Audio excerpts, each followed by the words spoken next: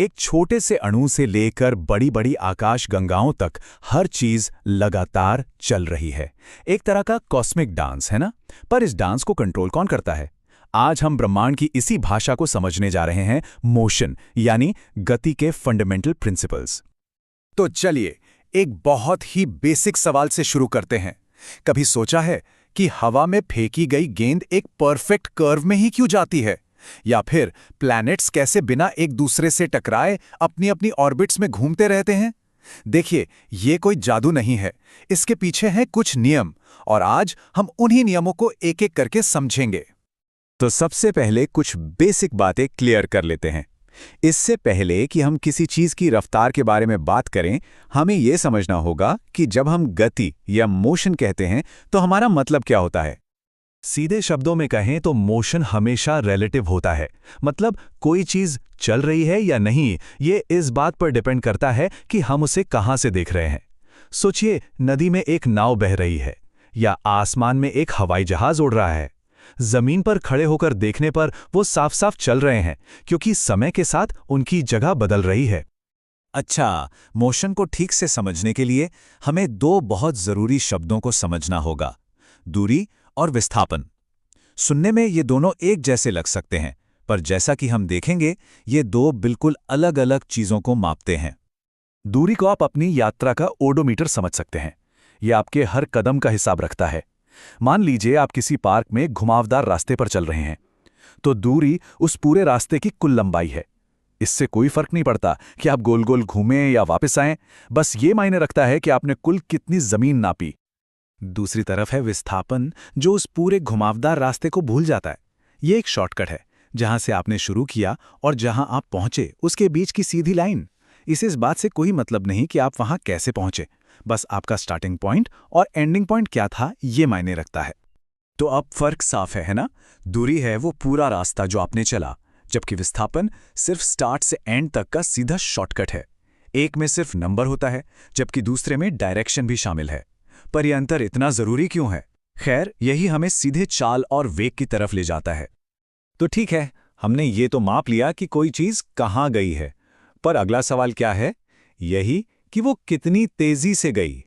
यहीं पर स्पीड यानी चाल और वेलोसिटी यानी वेग आते हैं। चाल यानी स्पीड ठीक वैसी ही है जैसा हम रोजमर्रा की जिंदगी में समझते हैं। मतलब कोई चीज कितनी तेज चल रही है। इसे निकालना भी आसान है।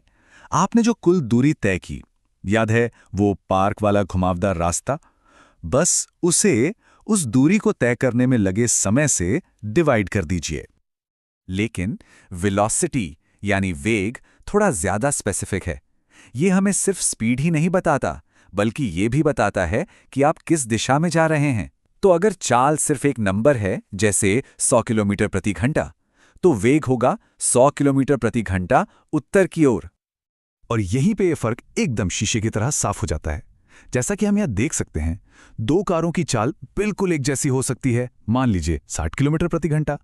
लेकिन अगर वो ऑपोजिट डायरेक्शंस में जा रही हैं, तो उनका वेग यानी वेलोसिटी पूरी तरह से अलग है। स्पीड वही, पर वेलोसिटी अलग। लेकिन असल दुनिया में चीजें एक ही रफ्तार से तो चलती नहीं हैं, है ना? चीजें तेज होती हैं, धीमी होती हैं और दिशा बदलती हैं। मोशन में होने वाले इन बदलावों को समझने के लिए हमें दो और कॉन्सेप्ट्स की जरूरत है, त्वरण और संवेग। त्वरण यानी एक्सेलरेशन का मतलब सिर्फ रफ्तार बढ़ाना नहीं होता। ये वेलोसिटी में होने वाला कोई भी बदलाव है। जब आप एक्सेलरेटर दबाते हैं तो आप एक्सेलरेट कर रहे होते हैं। जब आप ब्रेक लगाते हैं तो भी आप एक्सेलरेट कर रहे होते हैं, बस नेगेटिवली। और तो और, जब आप एक ही स्पीड से कोई मोड़ लेते हैं तब भी आप एक्सेलरेट कर रहे होते हैं, क्योंकि आपकी दिशा बदल रही है। और हाँ, जब आप धीमे हो रहे होते हैं तो उसके लिए एक खास नाम भी है, मंदन। इसे आप बस नेगेटिव एक्सेलरेशन समझ सकते हैं। कार में ब्रेक लगाना इसका एक क्लासिक एग्जाम्पल है। अब बात करते हैं संवेग की। संवेग को आप किसी चलती हुई चीज की ताकत या दम समझ सकते हैं। ये किसी चीज के वजन यानी मास और उसकी वेलोसिटी दोनों को मिलाकर बनता है। यही वजह है कि धीरे धीरे लुढ़कती एक बोलिंग बॉल में एक तेज रफ्तार टेनिस बॉल से ज्यादा दम हो सकता है। क्यों? क्योंकि उसका मास बहुत ज्यादा होता है, जो उसे कहीं ज्यादा संवेग देता है। ठीक है, तो अब जब हमने ये सारे बेसिक कॉन्सेप्ट समझ लिए हैं, तो आइए देखें कि ये असल दुनिया में कैसे दिखते हैं। चलिए हमारे आसपास हर दिन दिखाई देने वाले मोशन के अलग अलग टाइप्स का एक क्विक टूर करते हैं। हम इन 6 मेन टाइप्स पर एक नज़र डालेंगे। हर एक अलग दिखता है, लेकिन इन सब के पीछे नियम वही हैं जिनके बारे में हमने अभी बात की है। सबसे पहले है रैखिक गति, जो बस एक लाइन में चलना है, चाहे वो सीधी हो या घुमावदार, जैसे एक हाईवे पर चलती हुई कार। फिर आती है वृत्तीय गति, जो हम तब देखते हैं जब कोई चीज गोल रास्ते पर चलती है, जैसे धरती के चक्कर लगाता हुआ कोई सैटेलाइट। द्वलनी गति का मतलब है एक सेंट्रल पॉइंट के आसपास बार बार आगे पीछे होना। इसका सबसे क्लासिक उदाहरण है एक घड़ी का पेंडुलम। आवर्त गति कोई भी ऐसी मोशन है जो एक फिक्स्ड टाइम में खुद को रिपीट करती है। सूरज के चारों ओर पृथ्वी का चक्कर इसका एक बेहतरीन उदाहरण है। ये हर 365 दिन में रिपीट होता है। अनियमित गति में कोई तय पैटर्न नहीं होता। एक मधुमक्खी की उड़ान या धूप की किरण में नाचते धूल के कणों के बारे में सोचिए। और आखिर में है घूर्णन गति, जहां कोई चीज अपनी जगह बदले बिना अपनी ही एक्सिस पर घूमती है, ठीक एक लट्टू की तरह। तो दूरी और विस्थापन से लेकर संवेग और गति के कई रूपों तक हमने देखा कि ये कुछ सिंपल रूल्स ही हैं जो हमें लगभग हर उस चीज को समझने में मदद करते हैं जो चलती है। पर ये हमें एक दिलचस्प सवाल पर लाकर छोड़ देता है, क्या ये सिद्धांत वाकई ब्रह्मांड की हर जटिल गति को एक्सप्लेन करने के लिए काफी हैं? ये सोचने वाली बात है। इस सफर में साथ देने के लिए शुक्रिया।